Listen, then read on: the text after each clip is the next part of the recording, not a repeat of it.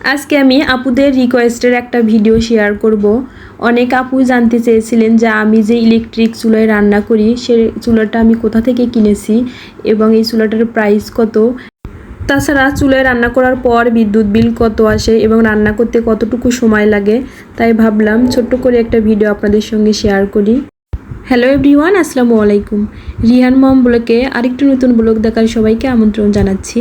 কাছে এবং দূরে, দেশ এবং দেশের বাহিরে যে যেখান থেকে আমার ভিডিওটি দেখছেন সবাই আল্লাহর রহমতে অনেক ভালো আছেন, সুস্থ আছেন। এত পরিমাণ গরম পড়েছে যে আমি বাসার ভিতরে যে গাছগুলো রেখেছি গাছগুলো যেন শুকিয়ে যাচ্ছে, তাই বিকেলবেলা একটু ভাবলাম পানি স্প্রে করে দিয়ে গাছগুলোতে দেখতে অনেক বেশি সতেজ লাগবে। তাছাড়া 2-3 দিন যদি গাছের যত্ন নেওয়া না হয় গাছগুলো দেখতে কেমন যেন হয়ে যায়। গতকাল আমার বাসায় মেহমান এসেছিল, এজন্য কিছু প্লেট বাটি বের করেছিলাম। আসলে মেহমান আসার পর অনেক বেশি ভালো লাগে, কিন্তু চলে গেলে মনটা অনেক বেশি খারাপ লাগে। এই তো প্লেট বাটিগুলো আমি ভালোভাবে ধুয়ে তারপর পানি ঝরিয়ে নিয়েছি, এখন সুন্দরভাবে গুছিয়ে রেখে দিব। যারা এখন পর্যন্ত আমার এই ভিডিওটি ধৈর্য সহকারে দেখছেন কিন্তু লাইক দিতে ভুলে গিয়েছেন, প্লিজ আমার এই ভিডিওটিতে একটা লাইক দিয়ে সম্পূর্ণ ভিডিওটি দেখার অনুরোধ রইল। যারা লাইফস্টাইল ব্লগগুলো দেখতে পছন্দ করেন প্লিজ আমার পেজটিতে একটা ফলো দিয়ে পাশেই থাকবেন। যারা অলরেডি এই কাজটি করেছেন তাদেরকে অসংখ্য ধন্যবাদ। অনেক আপুরে আমার এই ইলেকট্রিক চুলাটা সম্পর্কে অনেক কিছুই জানতে চেয়েছিলেন, অনেক কিছুই কমেন্ট করেছিলেন, তাই ভাবলাম আজকে যেহেতু চুলাটা ক্লিন করছি একটু আপনাদের সঙ্গেও শেয়ার করি।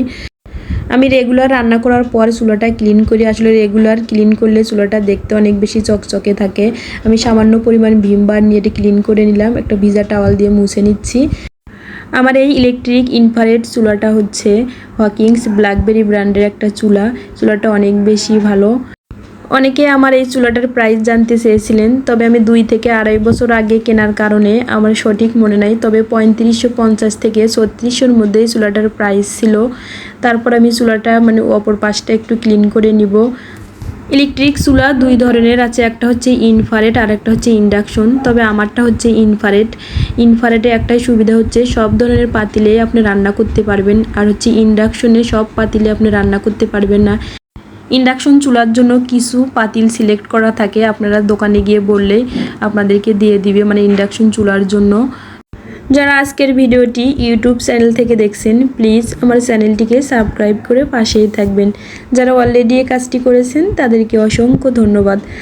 তারপরে এই তো আমি চুলাটা অন অফ করে দেখাচ্ছি। আসলে সব আপুদের জন্য না, যারা নতুন ইউজ করতে চাচ্ছেন তাদের জন্য, তাদের সুবিধার জন্য। তবে এই ইনফ্রারেড চুলাটার একটা সুবিধা হচ্ছে আপনি রুটি অথবা পরোটা অথবা চা ভাজি যে কোনো ধরনের রান্নায় ঝটপট করে রান্না করে নিতে পারবেন। এক আপু আমাকে বলেছিলেন যে এই চুলাটার বিদ্যুৎ বিল কত আসবে। আসলে রান্নার উপর নির্ভর করবে, যে যত বেশি রান্না করবে তত বেশি বিল আসবে, এটাই তো স্বাভাবিক, তাই না? তাছাড়াও 300 থেকে 400 টাকার মধ্যে এই চুলাটার বিদ্যুৎ বিল আসবে। তাহলে আজকে এ পর্যন্ত, সবাই ভালো থাকবেন।